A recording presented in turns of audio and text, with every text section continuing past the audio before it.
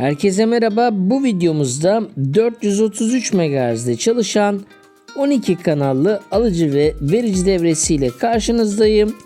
Şimdiden iyi seyirler ve iyi eğlenceler dileyerek projeyle sizleri baş başa bırakıyorum.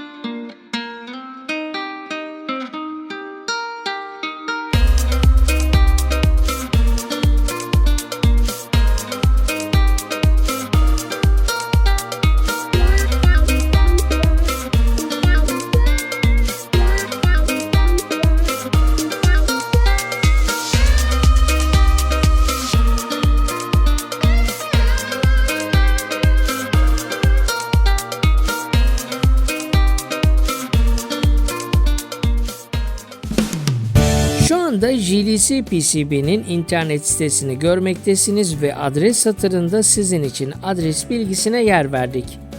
Ben Enerji 60 adıyla siteye kayıt oldum. Ardından yeni sipariş vermek için yapmanız gereken tek şey buradaki linke tıklamak. Sizi bu sayfaya yönlendirmesini sağlayacaksınız. Ardından ister kendi hazırladığınız Gerber dosyasını, İsterseniz açıklamalar kısmında sizin için paylaştığım Gerber dosyasının hızlı bir şekilde siteye yüklenmesini sağlıyoruz. Yükleme işlemi oldukça hızlı bir şekilde gerçekleşecektir. Gördüğünüz gibi yükleme işleminin ardından PCB'nin hem ön hem de arka yüzünü artık görebiliyoruz.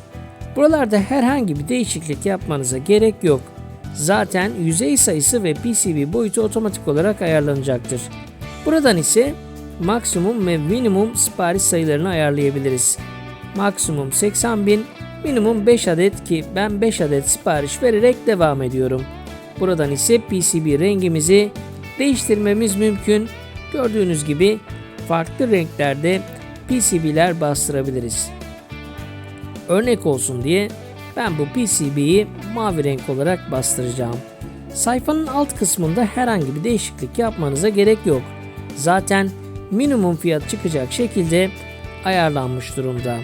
Kontrollerin ardından buradaki butona basarak PCB'nin sepete eklenmesini sağlıyoruz.